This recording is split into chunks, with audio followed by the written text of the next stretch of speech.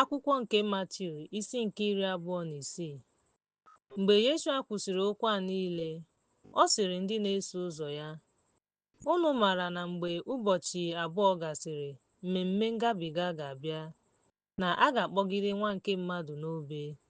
Ndị ode akwụkwọ na ndị okenye nke ndị mmadụ zukọrọ n'ụlọ nzukọ nke onyeisi nchụaja a na-akpọ Kaịfas. Ha wee gbaa izu ka ha jide Yeshua site n'aghụghọ ma gbuo ya. Ma ha sịrị, ọ bụghị n'ụbọchị mmemme ahụ ka ọ ghara ịdị njọ n'etiti ndị mmadụ. Mgbe Yeshua nọ na Betani, n'ụlọ Saimọn onye ekpenta, otu nwaanyị nke ji igbe ihe dị oke ọnụ bịakwutere ya. O wee tinye ya n'isi ya mgbe ọ nọdụrụ ala na tebụl. Mgbe ndị na-eso ụzọ ya hụrụ nke a, iwe were ha na-asị, gịnị mere eji chọọ mfu? N'ihi na a gara ere karama mmanya ahụ n'ọtụtụ ihe ma ndị ogbenye. Ma mgbe Yeshua maara nke a, ọ sịrị ha, gịnị mere unu ji na-eru uju maka nwaanyị ahụ? N'ihi na o mere m ihe ọma. N'ihi na unu na ndị ogbenye nọ mgbe niile, mana agaghị m enwe ha.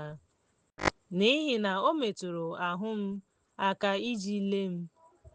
N'ezie asị m unu, mgbe a ga-ekwusa ozi ọma a n'ụwa niile, a ga-ekwukwa maka ihe o mere iji cheta ya ọzọ. Otu n'ime mmadụ abụọ ahụ, a na-akpọ Judas Iskariot, gakwuru onyeisi nchụaja wee sị, gịnị ka ị chọrọ inye m? M ga-enye gị ya. Ha wee nye ya mkpụrụ ego ọlaọcha 3. Site n'oge ahụ, ọ chọrọ ohere iji rara ya nye.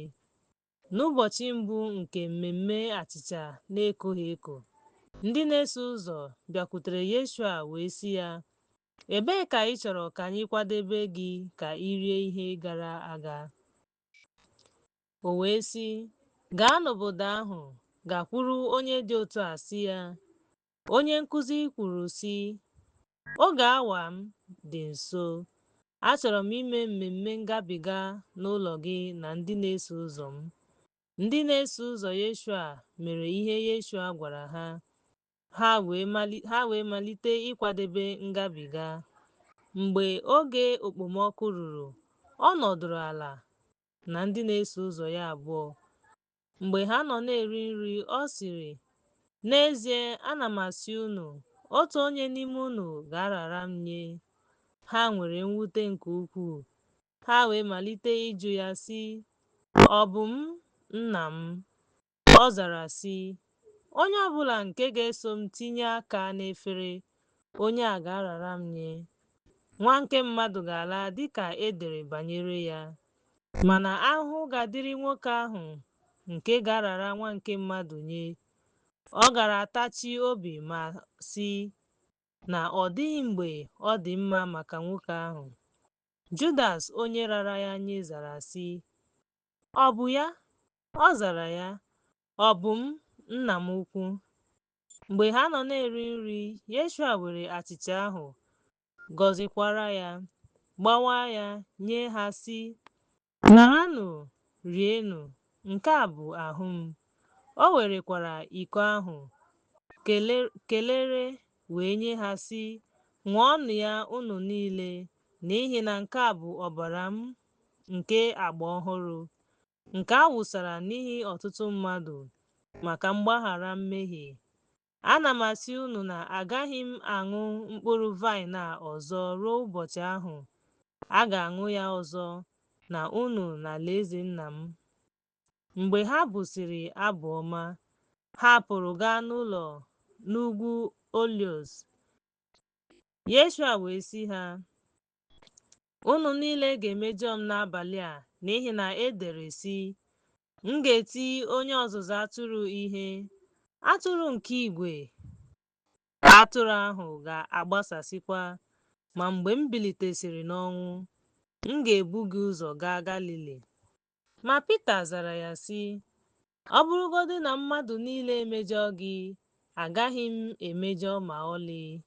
Yeshua sịrị ya, n'ezie ana m asị gị, n'abalị a tupu oke ọkpa akwa akwa, ị ga-agọnarị m ugboro atọ. Pita sịrị ya, ọ bụrụgodị na mụ na gị anwụọ, agaghị m agọnarị gị ma ọlị. Ndị na-eso ụzọ ya niile kwukwara otu ihe ahụ. Yeshua wee soro ha gaa ebe a na-akpọ Getsemani, wee sị ndị na-eso ụzọ ya, nọdụnụ ebe a ka m na-aga kpee ekpere n'ebe ahụ. O wee kpọrọ Pita na ụmụ Zebedi abụọ malite iru uju na mwute dị ukwuu. Yeshua wee sị ha, mkpụrụ obi m nọ n'oke ihe mgbu ruo ọnwụ. Nọrọ ebe a soro m na-eche nche. O wee gaa n'ihu ntakịrị, daa n'ala n'ihu ya, wee too sị, nna m, ọ bụrụ na o kwere omume, ka iko m a pụọ. Ọ bụghị dịka m chọrọ, kama dịka ị chọrọ. Mgbe ahụ ọ bịakwutere ndị na-eso ụzọ ya hụ ka ha na-arahụ ụra, wee sị Pita, gịnị ka ọ bụ, unu enweghị ike iso m na-eche nche otu awa? Na-echenụ nche ma lezienụ anya ka unu ghara ịbanye n'ọnwụnwa. Mmụọ dị n'okwukwe dị njikere, mana anụ ahụ adịghị ike. O wee pụọ nke ugboro abụọ wee kpee ekpere sị, nna m, ọ bụrụ na iko a agaghị apụ n'ebe m nọ, mana agaghị m ịṅụ ya, ka uche gị mee. O wee bịa hụ ha ka ha na-arahụ ụra ọzọ, n'ihi na anya ha adịghị ọcha. O wee hapụ ha pụọ ọzọ, wee too nke ugboro atọ na-ekwu otu okwu ahụ. Mgbe ahụ ọ bịakwutere ndị na-eso ụzọ ya sị ha, site ugbu a gaa n'ihu, zuru ike. Lee, oge awa dị nso. A ga-enyekwa Nwa nke Mmadụ n'aka ndị mmehie. Bilie, hapụ m. Lee, onye na-arara m nye abịala. Mgbe ọ ka na-ekwu okwu, Judas, otu n'ime mmadụ abụọ ahụ, bịara. Ya na ọtụtụ igwe mmadụ ji mma agha na mkpara site n'aka ndị nchụaja na ndị okenye nke ndị mmadụ. Onye ahụ rara ya nye ha ihe ịrịba ama sị, onye m ga-egbu, ọ bụ ya. Ekwekwala ka ọ pụọ n'anya unu. Ọ bịakwutere Yeshua wee sị, Chineke gọzie gị, nna anyị ukwu, wee susuo ya ọnụ. Yeshua wee sị ya, enyi m, gịnị mere iji bịa? Ha wee bịa ma jide Yeshua aka, ha wee jide ya. Ma lee, otu n'ime ndị ha na Yeshua nọsịrị aka ya, dọpụta mma agha ya, gbuo otu ohu nke onyeisi nchụaja, wee bepụ ntị ya.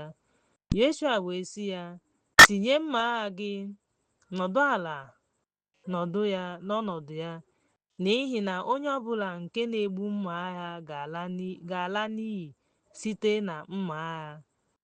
Unu chere na enweghị m ike ikpeku nna m ekpere, na ọ ga-enyekwa m ihe karịrị igwe ndị mmụọ ozi abụọ? Oleezi otu akwụkwọ nsọ nke kwuru n'otu oge ahụ Yeshua gwara igwe mmadụ ahụ na ọ ghaghị imezu? N'ihi na unu pụtara dịka onye ohi, mma agha na mkpara iji jide m. N'ezi ihe kwa ụbọchị n'ụlọ nsọ, mgbe e mere nke a ka akwụkwọ nsọ wee ghara ijide m. Ma a ga-emezu amụma.